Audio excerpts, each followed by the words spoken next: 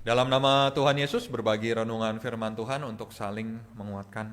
Renungan firman Tuhan pada malam hari ini dengan satu judul, definisi daripada kasih bagian yang ketiga.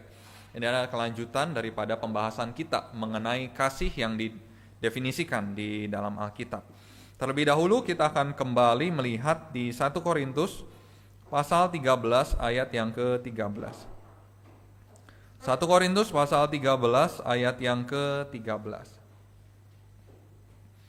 Di sini dituliskan di 1 Korintus pasal 13 ayat yang ke-13, demikianlah tinggal ketiga hal ini, yaitu iman, pengharapan, dan kasih. Dan yang paling besar di antaranya ialah kasih. 1 Korintus pasal 13 ayat yang ke-13 memberikan sebuah penekanan bahwa yang paling besar di antara iman dan pengharapan adalah kasih. Dari hal ini kita dapat melihat bahwa Alkitab sendiri memang memberikan sebuah penekanan khusus di dalam hal kasih itu sendiri. Dan jika kita melihat di dalam Alkitab, di dalam keseluruhan daripada Alkitab, dari kitab Kejadian hingga kitab Wahyu, kita akan melihat bahwa memang Alkitab dari kitab Kejadian dari awal hingga akhir memang menuliskan mengenai perbuatan kasih yang Tuhan lakukan untuk umat manusia. Dan jika kita merenungkannya dari awal hingga akhir, betapa besar kasih Tuhan kepada umat manusia. Dari masa penciptaan sampai akhir daripada dunia, itulah kasih yang Tuhan berikan. Namun ketika kita melihat hal ini, seringkali kita menekankan bahwa kasih itu adalah perbuatan kasih. Memang di Alkitab menuliskan mengenai perbuatan kasih yang Tuhan lakukan untuk umat manusia. Namun dari 1 Korintus pasal 13 ayat yang ke-1 dan ayat yang ke-3 memberitahukan kepada kita bahwa tidak sesederhana itu. 1 Korintus pasal 13 ayat 1 sampai ayat yang ke-3 menuliskan, sekalipun aku dapat berkata-kata dengan semua bahasa manusia dan bahasa malaikat, tetapi jika aku tidak mempunyai kasih, aku sama dengan gong yang berkumandang dan canang yang gemerincing. Sekalipun aku mempunyai karunia untuk bernubuat dan aku mengetahui segala rahasia dan memiliki seluruh pengetahuan, dan sekalipun aku memiliki iman yang sempurna untuk memindahkan gunung, tetapi jika aku tidak mempunyai kasih, aku sama sekali tidak berguna. Dan ayat yang ketiga, dan sekalipun aku membagi-bagikan segala sesuatu yang ada padaku, bahkan menyerahkan tubuhku untuk dibakar, tetapi jika aku tidak mempunyai kasih, sedikit pun tidak ada faedahnya bagiku. Dari 1 Korintus pasal 13 ayat 1 sampai ayat yang ketiga memberikan kepada kita sebuah hal, bahwa tindakan kasih dengan perasaan kasih itu sendiri adalah dua hal yang berbeda. Memang dalam Alkitab dari awal sampai akhir menuliskan mengenai tindakan daripada Tuhan, tindakan kasih Tuhan kepada umat manusia, namun yang didefinisikan daripada kasih adalah perasaan di balik tindakan itu. Dan inilah yang kita akan sama-sama pelajari kembali pada malam hari ini. Karena pada dasarnya, seseorang bisa melakukan tindakan kasih tanpa ada kasih. Itulah yang dituliskan dari ayat 1 sampai ayat yang ketiga. Dia bisa melakukan ini, namun kalau tidak ada kasih, tidak ada gunanya. Lalu bagaimana Alkitab mendefinisikan mengenai kasih? Kita kembali di 1 Korintus pasal 13, ayat 4 sampai ayat yang ke-7. 1 Korintus pasal 13 ayat 4 hingga ayat yang ke-7. Di sini dituliskan, kasih itu sabar, kasih itu murah hati, ia tidak cemburu, ia tidak memegahkan diri dan tidak sombong. Ia tidak melakukan yang tidak sopan dan tidak mencari keuntungan diri sendiri, ia tidak memarah dan tidak menyimpan kesalahan orang lain. Ia tidak bersukacita karena ketidakadilan, tetapi ia bersukacita karena kebenaran. Ia menutupi segala sesuatu, percaya segala sesuatu, mengharapkan segala sesuatu, sabar menanggung segala sesuatu. Dari ayat yang keempat sampai ayat yang ketujuh memberitahukan kepada kita definisi lengkapnya mengenai kasih. Di pertemuan kita yang sebelumnya kita sudah sama-sama mempelajari dari ayat yang keempat dan juga ayat yang kelima. Dan pada malam hari ini kita akan lanjutkan pembahasan kita di ayat yang ke-6 dan juga ayat yang ke-7. Kita akan kembali di 1 Korintus pasal 13 ayat yang ke-6. Di sini dituliskan di ayat yang ke-6, Kasih tidak bersukacita karena ketidakadilan, tetapi ia bersukacita karena kebenaran. Di ayat yang ke-6 di sini dituliskan bahwa kasih itu tidak bersukacita karena ketidakadilan, tetapi bersukacita karena kebenaran. Ini adalah sebuah perkataan yang sangat menarik sekali. Karena di ayat yang ke-6 ini menggunakan kata kerja yang sama-sama kata bersukacita. Namun sumber daripada sukacitanya adalah dua hal yang berbeda. Di sini dituliskan bahwa kasih itu tidak bersukacita karena ketidakadilan, namun kasih itu bersukacita karena kebenaran. Sumber sukacitanya adalah ketidakadilan, dan satu lagi sumber sukacitanya adalah kebenaran. Namun jika kita melihat arti kata daripada ketidakadilan di sini dan kebenaran di sini adalah berbicara mengenai baik dan jahat, berbicara mengenai salah dan juga benar, berbicara mengenai adil dan juga tidak adil. Namun jika kita merenungkan, apakah manusia itu bisa bersukacita karena ketidakadilan? Melihat sesuatu hal yang tidak adil justru bersukacita. Melihat sesuatu hal yang jahat justru bersukacita. Melihat sesuatu hal yang tidak benar justru bersukacita. Bukankah manusia itu punya moral? Bukankah setiap umat manusia itu punya moral? Punya satu rasa baik dan jahat, punya satu rasa benar dan juga salah. Jika punya rasa ini, punya moral ini, apakah bisa bersukacita karena kejahatan? Dan tidak hanya punya moral, manusia juga punya nurani, punya hati nurani. Dan hati nurani justru akan berbicara mengenai adil dan juga tidak adil. Dari dua hal ini, manusia memiliki moral dan juga hati nurani. Bagaimana seorang manusia itu bisa bersukacita atas ketidakadilan? Ya, kita sama-sama merenungkan bahwa di dalam kehidupan kita masing-masing punya moral dan hati nurani yang mungkin tidak secara langsung diajarkan, namun secara alami kita memiliki hal itu. Sebagai contoh, ketika kita dulu di rumah kita, ketika kita masih kecil, ketika kita melakukan sebuah kesalahan di rumah, anggap saja kita pecahin vas bunga milik mama, atau anggap saja kita nggak sengaja senggol piring dan piring itu jatuh beserta makanan yang ada di atasnya.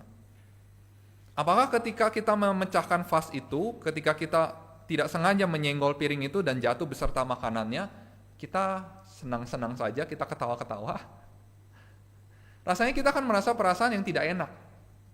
Kita akan merasa, aduh, saya memecahkan vas bunganya mama, saya tidak sengaja menyenggol piring yang berisi makanan dan jatuh dan makanannya tertumpah di bawah. Sama halnya ketika kita berada di bangku sekolah. Ketika kita pertama kali, mungkin ya, kita pertama kali menyontek, atau kita pertama kali datang ke sekolah, kita tidak kerjakan PR kita. Apakah kita akan senyum-senyum? Rasanya kita juga akan merasa nggak enak. Aduh, saya nggak kerjain PR saya. Aduh, saya ingin menyontek. Dan itulah moral, itulah hati nurani. Dan semua umat manusia punya hal itu. Dan memang Tuhan berikan itu kepada kita. Lalu jika punya moral dan hati nurani, bukankah ketika seseorang melihat kejahatan, seseorang melihat sebuah ketidakbenaran, seseorang melihat sebuah ketidakadilan, dia tidak akan bersukacita atas hal itu. Dia akan merasa tidak enak atas hal itu. Dia akan merasa tidak nyaman atas hal itu. Akankah itu akan berkontradiksi dengan moral dan juga nuraninya? Tentu sebenarnya akan seperti itu. Namun mengapa di dalam 1 Korintus pasal 13 ayat yang ke-6 bahwa kasih itu tidak bersukacita karena ketidakadilan? Karena memang kita akan melihat beberapa contoh tokoh di dalam Alkitab yang bersukacita di dalam ketidakadilan. Yang pertama kita buka dalam kitab Ester pasal 5 ayat 9 sampai ayat 14. Ester pasal 5 ayat 9 sampai ayat yang ke-14. Di sini dituliskan, Ester pasal 5 ayat 9 sampai 14. Pada hari itu keluarlah Haman dengan hati riang dan gembira. Tetapi ketika Haman melihat Mordekai ada di pintu gerbang istana raja, tidak bangkit dan tidak bergerak menghormati dia, maka sangat panaslah hati Haman kepada Mordekai. Tetapi Haman menahan hatinya, lalu pulanglah ia ke rumahnya dan menyuruh datang sahabat-sahabatnya dan Zeres istrinya.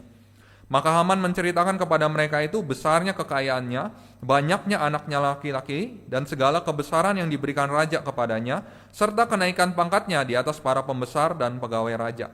Lagi kata Haman, tambahan pula tiada seorang pun diminta oleh Ester sang ratu untuk datang bersama-sama dengan raja ke perjamuan yang diadakannya, kecuali aku. Dan untuk besok pun aku diundangnya bersama-sama dengan raja. 13. Akan tetapi semuanya itu tidak berguna bagiku selama aku masih melihat si Mordekai, si Yahudi itu duduk di pintu gerbang istana raja. Ayat 14. Lalu kata Zeres istrinya dan semua sahabatnya kepadanya, suruhlah orang membuat tiang yang tingginya 50 hasta dan persembahkanlah besok pagi kepada raja, supaya Mordekai disulahkan orang pada tiang itu. Kemudian dapatlah engkau dengan bersukacita pergi bersama-sama dengan raja ke perjamuan itu. Hal itu dipandang baik oleh Haman, lalu ia menyuruh membuat tiang itu. Di sini kita dapat menemukan Haman, istri dan juga sahabat-sahabatnya justru memberikan sebuah usul untuk membunuh seseorang. Mau bagaimanapun juga membunuh seseorang itu bukanlah perkara yang mudah, bukanlah perkara yang ringan, bukanlah hal yang benar untuk dilakukan. Namun di ayat yang ke-14 kita tidak menemukan sedikit pun satu perasaan tidak nyaman daripada Haman, Zeres maupun sahabat-sahabatnya. Justru mereka mendukung untuk melakukan hal itu, mendukung untuk melakukan sebuah pembunuhan. Ini salah satu contoh bagaimana seseorang itu bersukacita atas ketidakbenaran. Lalu kita lihat satu lagi. Dalam Kisah Para Rasul pasal 12 ayat 1 sampai ayat yang ketiga. Kisah Rasul pasal 12 ayat 1 sampai ayat yang ketiga. Di sini dituliskan di ayat 1 sampai ayat yang ketiga. Kira-kira pada waktu itu Raja Herodes mulai bertindak dengan keras terhadap beberapa orang dari jemaat. Ia menyuruh membunuh Yakobus, saudara Yohanes, dengan pedang. Ketika ia melihat bahwa hal itu menyenangkan hati orang Yahudi, ia melanjutkan perbuatannya itu dan menyuruh menahan Petrus. Waktu itu hari raya roti tidak beragi. Dan tokoh yang kedua adalah Raja Herodes. Ketika dia bertindak keras kepada jemaat, dia membunuh Yakobus, saudara Yohanes, dan di ayat yang ketiga dituliskan, ketika dia membunuh Yakobus, dia melihat hal itu menyenangkan hati orang Yahudi. Dan dia berencana untuk melakukan itu lagi. Itulah mengapa dia menangkap Petrus. Dari hal ini kita dapat melihat Herodes pun ketika dia melakukan sesuatu hal yang tidak benar, apakah Yakobus itu melakukan sebuah kesalahan? Tidak ada. Apakah dia melakukan sebuah hal yang layak untuk dihukum mati? Sebenarnya tidak ada. Petrus apakah melakukan sebuah kesalahan yang layak dihukum mati? Juga sebenarnya tidak ada. Namun karena dia melihat bahwa ketika dia membunuh Yakobus itu menyenangkan orang Yahudi, dia juga berencana menangkap Petrus dan hendak juga membunuh Petrus. Saudara-saudari terkasih di dalam Tuhan, dari hal ini kita dapat melihat baik Haman, Herodes, dan juga orang-orang Yahudi pada zaman itu, di Kisah Para Rasul pasal 12, mereka justru bersukacita atas ketidakbenaran. Kenapa mereka bisa bersukacita atas ketidakbenaran? Kenapa moral dan hati nurani mereka tidak bertentangan ketika mereka melihat ketidakbenaran? Jika kita melihat baik Haman maupun Herodes, mereka adalah orang yang sangat egois. Mereka hanya melihat diri mereka sendiri, mereka hanya mencari keuntungan mereka sendiri. Haman hanya melihat bahwa dirinya itu adalah seseorang yang layak untuk disembah, adalah seseorang yang layak untuk dihormati. Dan Haman adalah satu contoh yang sangat baik, seseorang yang mudah untuk merasa tersinggung. Hanya ketika Mordekai tidak menyembah dia, tidak sujud, menghormati dia, dia merasa tersinggung dan ingin membunuh Mordekai. Dan Herodes adalah sebuah contoh seseorang yang benar-benar mencari keuntungan dirinya sendiri. Membunuh Yakobus mendatangkan dukungan bagi dirinya dan dia hendak membunuh yang lain. Karena rasa inilah, karena merasa hanya untuk kepentingan diri sendiri, karena merasa bahwa dia terhina sehingga dia melakukan hal yang tidak benar dan bersukacita atas hal yang tidak benar. Karena hal inilah mereka melihat apa yang mereka lakukan, baik Haman maupun Herodes, yang mereka lakukan adalah sesuatu hal yang benar. Di mata kita melihat tindakan Haman dan tindakan Herodes adalah sesuatu hal yang salah. Namun di mata Haman dan di mata Herodes, apa yang hendak mereka lakukan itu benar di mata mereka. Membunuh Mordekai adalah benar di mata Haman. Membunuh Petrus dan juga Yakobus adalah benar di mata Herodes.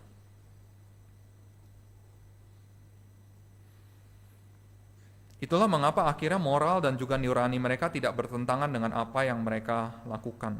Dan mereka dapat merasa sukacita atas tindakan yang tidak benar itu.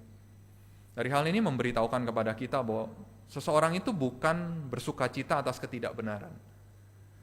Namun kebenaran di matanya itu berbeda, sehingga dia dapat bersukacita dan tidak bertentangan dengan moral dan nuraninya. Dari kisah Haman dan juga Herodes memberitahukan kepada kita bahwa mereka bersukacita atas kebenaran di mata mereka. Herodes bersukacita atas kebenaran yang di mata dia.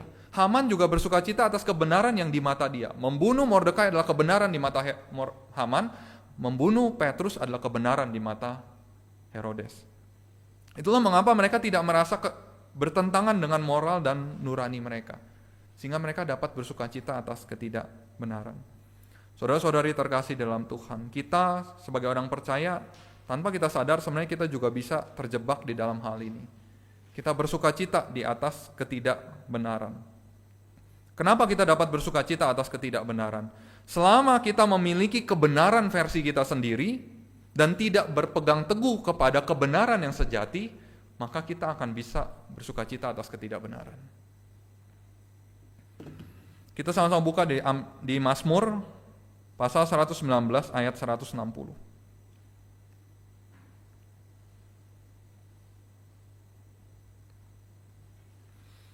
Mazmur pasal 119 ayat 160.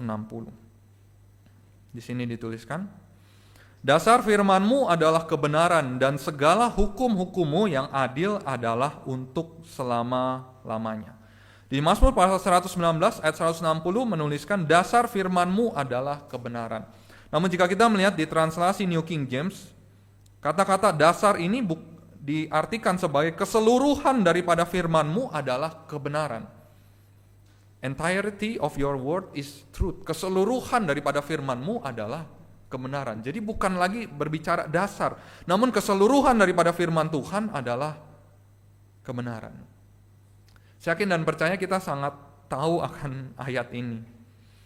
Kita pernah dengar mengenai ayat ini bahwa firman Tuhan adalah kebenaran. Namun yang menjadi pertanyaannya, apakah kita benar-benar memegang firman Tuhan sebagai kebenaran di dalam hidup kita? Apakah kita benar-benar memegang firman Tuhan sebagai satu petunjuk kebenaran di dalam kehidupan kita? Firman Tuhan adalah satu garis yang sangat jelas untuk memisahkan yang baik dan juga yang jahat, yang benar dan juga yang salah, yang adil dan juga yang tidak adil.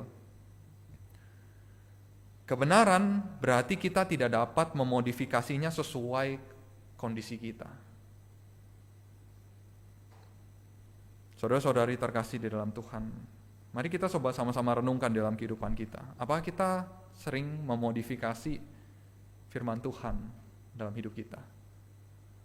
Karena kondisi saya seperti ini, firman Tuhan seharusnya di sini. Namun saya geser sedikit ya, menyesuaikan dengan kondisi saya. Karena saya dalam situasi seperti ini, ya nggak apa-apalah, Tuhan mengerti. Tuhan mengerti, Tuhan memahami kondisi saya. Seringkali kita berlindung di dalam kata-kata itu. Kita tahu sebenarnya kita dalam posisi yang tidak tepat, kita tahu kita dalam posisi yang tidak benar, namun kita berlindung dengan kata-kata Tuhan ngertilah situasi saya. Tuhan pahamlah posisi saya yang sedang terjepit ini. Dan tanpa sadar ketika kita suka menggunakan kata-kata itu, Tuhan mengertilah, Tuhan pahamlah. Kita sedang menggeser garis itu yang seharusnya tegas menjadi kabur. Dan akhirnya melihat bahwa ya saya nggak salah kok. Saya benar-benar aja, kan Tuhan bisa memahami kondisi saya. Kan Tuhan bisa mengerti kondisi saya. Saudara-saudari terkasih dalam Tuhan, kebenaran tidak bisa bergeser seperti itu. Kebenaran ya kebenaran, salah ya salah, benar ya benar. Jika kita ada di posisi yang tidak benar, jika kita ada di posisi yang tidak baik, maka kita harus menyadari itu bahwa iya, saya sedang berada di posisi yang tidak benar, saya sedang berada di posisi yang tidak baik. Maka apa yang harus saya lakukan untuk dapat berpindah dari posisi yang tidak baik dan tidak benar ini menuju posisi yang baik dan benar sesuai apa yang Tuhan inginkan. Bukannya akhirnya menggeser garis itu dan berkata Tuhan memahami saya. Kita sama-sama buka di dalam 2 Yohanes pasal 1 ayat 4 sampai ayat yang ke-6. 2 Yohanes pasal 1 ayat 4 sampai ayat yang ke-6. 2 Yohanes pasal 1 ayat 4 sampai ayat yang ke-6 di sini dituliskan. Aku sangat bersukacita bahwa aku mendapati bahwa separuh dari anak-anakmu hidup dalam kebenaran, sesuai dengan perintah yang telah kita terima dari Bapa. Dan sekarang aku minta kepadamu, Ibu, bukan seolah-olah aku menuliskan perintah baru bagimu, tetapi menurut perintah yang sudah ada pada kita dari mulanya, supaya kita saling mengasihi. Dan inilah kasih itu, yaitu bahwa kita harus hidup menurut perintahnya. Dan inilah perintah itu, yaitu bahwa kamu harus hidup di dalam kasih, sebagaimana telah kamu dengar dari mulanya.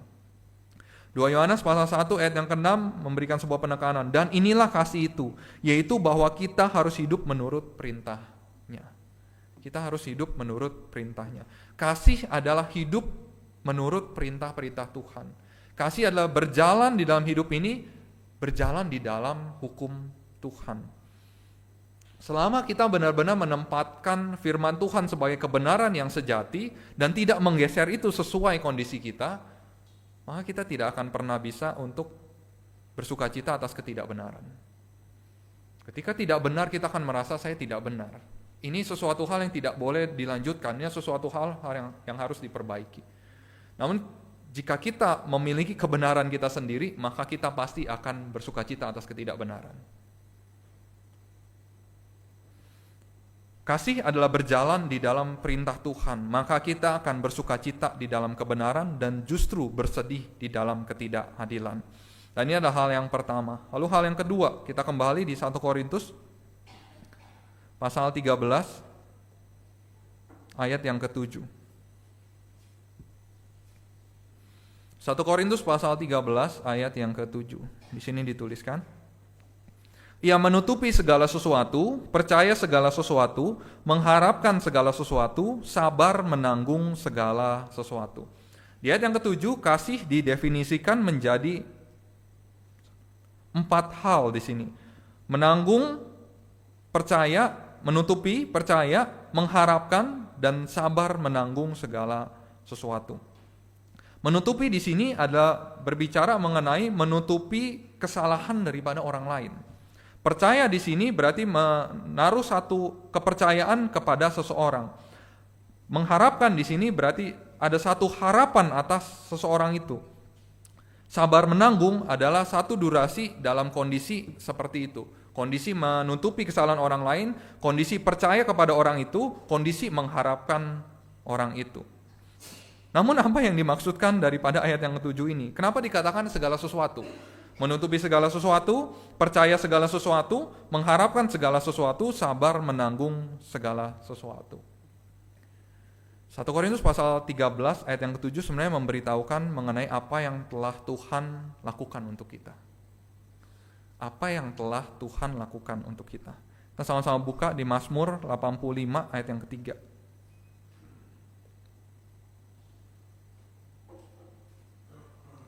Mazmur pasal 85 ayat yang ketiga. Di sini dituliskan di ayat yang ketiga, Engkau telah mengampuni kesalahan umatmu, telah menutupi segala dosa mereka. Di Mazmur pasal 85 ayat yang ketiga memberitahukan bahwa Tuhan telah mengampuni kesalahan umatnya. Dia telah menutupi segala dosa umatnya. Saudara-saudari terkasih dalam Tuhan, kita tentu sangat memahami bahwa Tuhan itu menanggung dosa umat manusia. Tuhan menanggung dosa umat manusia. Dia menutupi dosa daripada manusia. Bukan dosa dirinya, bukan kesalahan dirinya, namun dia tutupi kesalahan daripada umat manusia. Apakah Adam dan Hawa meminta kepada Tuhan untuk menutupi mereka? Apakah Adam dan Hawa meminta kepada Tuhan untuk menutupi kemaluan mereka? Tidak. Apakah bangsa Israel meminta Tuhan untuk membawa mereka keluar daripada Mesir menuju tanah Kanaan? Tidak. Apakah kita sebagai umat manusia meminta Tuhan untuk mengampuni dan menutupi dosa kita? Tidak. Namun Tuhanlah yang berinisiatif untuk menutupi kesalahan umat manusia. Itulah kata-kata dia menutupi segala sesuatu. Kasih adalah menutupi segala sesuatu. Menutupi segala sesuatu adalah menutupi kesalahan orang lain, bukan menyebarluaskannya. Bukan menyebarluaskannya. Sama halnya lah seperti keluarga. Kita satu keluarga, suami, istri, ayah, ibu, dan juga anak. Apakah suami tidak pernah lepas daripada kesalahan? Apakah istri tidak pernah lepas daripada kesalahan? Rasanya akan ada aja. Apakah anak tidak akan lepas daripada kesalahan?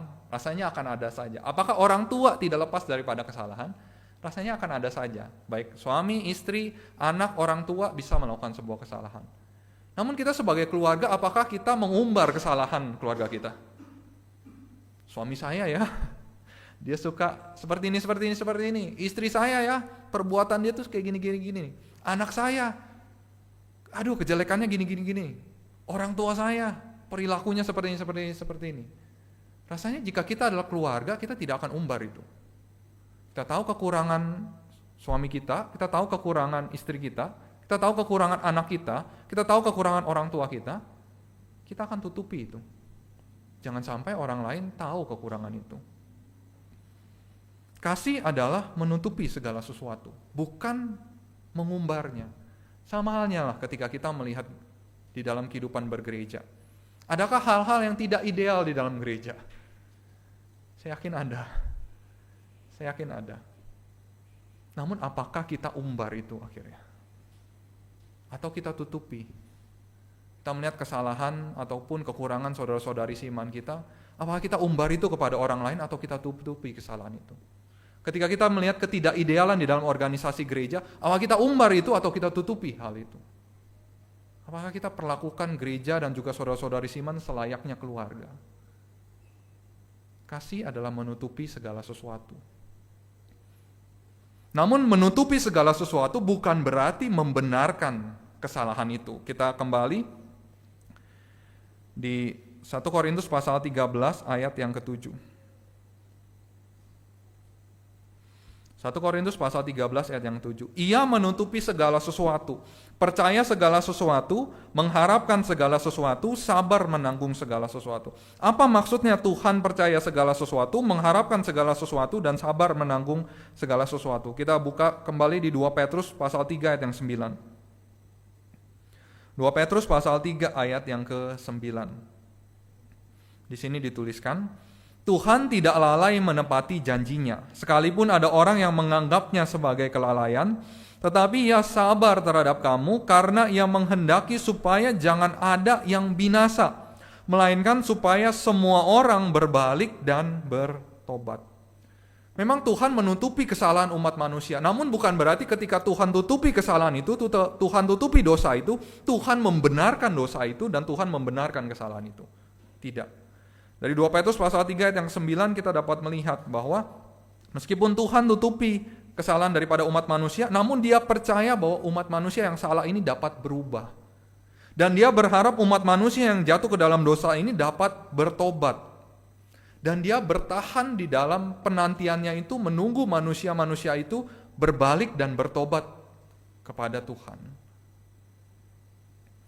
Tuhan menutupi kesalahan kita namun dia tidak membenarkannya. Dia tutupi namun dia berharap kita berubah daripada kesalahan itu. Kita bertobat daripada kesalahan itu. Dia tutupi dosa kita untuk kita bertobat. Sama halnya, ketika kita menutupi kesalahan orang lain, jangan membenarkan kesalahannya. Jangan membenarkan kesalahannya. Ya kita tahu, misalkan suami kita melakukan sebuah kesalahan, istri kita melakukan kesalahan, anak kita melakukan kesalahan, orang tua kita melakukan kesalahan, di tempat umum kita tutupi kesalahan mereka, namun ranah pribadi yang kita hanya berdua dengan pasangan kita, atau kita berduanya dengan anak kita berdua dengan orang tua kita harus nasihati mereka, kamu tadi salah. Kamu tidak boleh lakukan ini. Kita harus benahi mereka. Menutupi kesalahan bukan berarti membenarkan kesalahannya. Dan percaya bahwa mereka bisa berubah, berharap bahwa mereka bisa berubah. Karena ketika kita menutupi kesalahan anggota keluarga kita dan kita benarkan kesalahan itu, satu-satunya cara untuk membenarkan kesalahan orang itu adalah dengan mencari kambing hitam. Siapa yang salah? Dan ketika kita lakukan hal itu, maka orang yang bersalah itu tidak akan pernah berubah. Sayangnya saya pernah mendapati hal seperti ini. Seorang anak sudah besar, sebenarnya sudah dewasa, dia melakukan sebuah kesalahan. Dan di mata setiap orang, di mata orang umum, jika diceritakan kisah itu, kita akan katakan bahwa anaknya itu salah. Tidak ada pembenaran yang bisa dilakukan untuk anaknya itu. Jadi dia menjalin sebuah hubungan dengan sesama jemaat, namun dia selingkuh. Jadi tadi menjalin hubungan dengan sesama jemaat, namun salah satu pasangan ini selingkuh, dan dia selingkuh dengan non-jemaat. Mau dari sisi manapun kita akan katakan, ya kamu kan masih berhubungan dengan dia, kalau kamu mau dengan orang itu, ya kamu harus putus dulu. Kasih jeda waktu baru menjalin hubungan dengan orang itu. Namun kala dia masih menjalin hubungan, dia sudah berselingkuh dengan orang lain. Namun yang saya sayangkan adalah orang tuanya membela anaknya. Oh, salah pasangannya, kenapa dia nggak mempertahankan anak saya?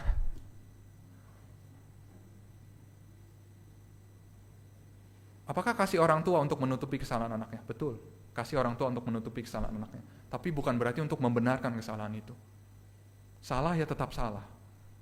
Ditutupi mungkin agar tidak terekspos kepada orang lain, yaitu adalah bagian kasih. Namun kita tidak bisa membenarkan perbuatan ini.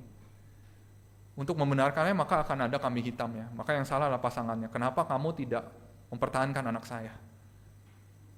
Dan akhirnya apakah anaknya berubah? Tidak berubah. Dan apakah yang tadi dia selingkuhi itu akhirnya jadi dengan orang itu? Tidak juga. Putus juga, diselingkuhi lagi. Saudara-saudari terkasih di dalam Tuhan, menutupi kesalahan bukan berarti akhirnya kita membenarkan kesalahan itu. Salah ya salah.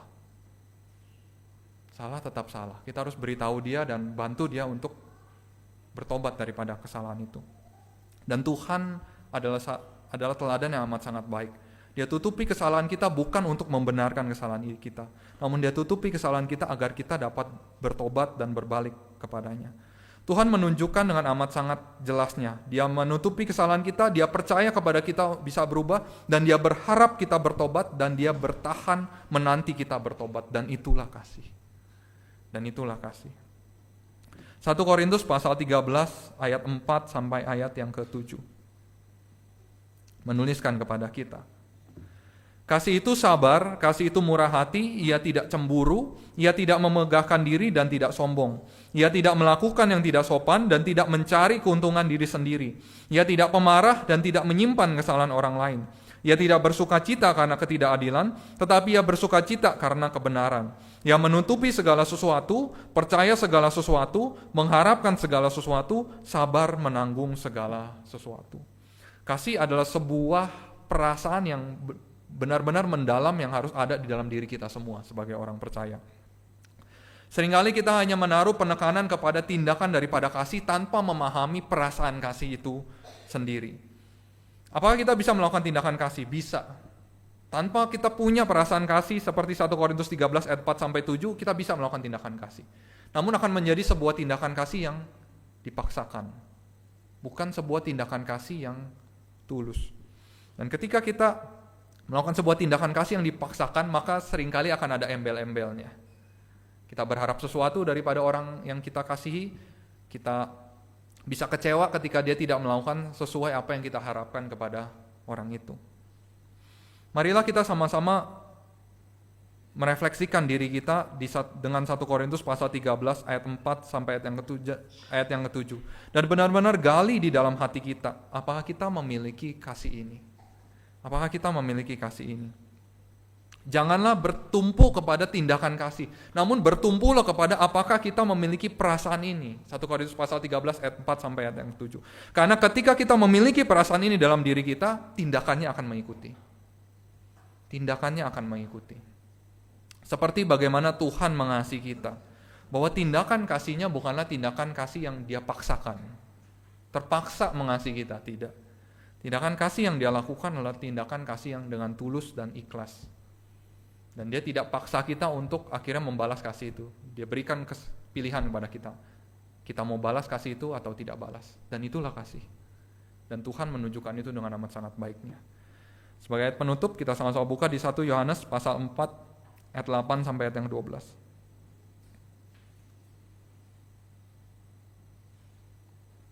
1 Yohanes pasal 4 ayat 8 sampai ayat yang ke-12. Di sini dituliskan, barang siapa tidak mengasihi, ia tidak mengenal Allah, sebab Allah adalah kasih. Dalam hal inilah kasih Allah dinyatakan di tengah-tengah kita, yaitu bahwa Allah telah mengutus anaknya yang tunggal ke dalam dunia supaya kita hidup olehnya. Inilah kasih itu. Bukan kita yang telah mengasihi Allah, tetapi Allah yang telah mengasihi kita dan yang telah mengutus anaknya sebagai pendamaian bagi dosa-dosa kita. Saudara-saudaraku yang kekasih, jikalau Allah sedemikian mengasihi kita, maka haruslah kita juga saling mengasihi. Tidak ada seorang pun yang pernah melihat Allah. Jika kita saling mengasihi, Allah tetap di dalam kita dan kasih-Nya sempurna di dalam kita. Amin. Segala kemuliaan bagi nama Tuhan.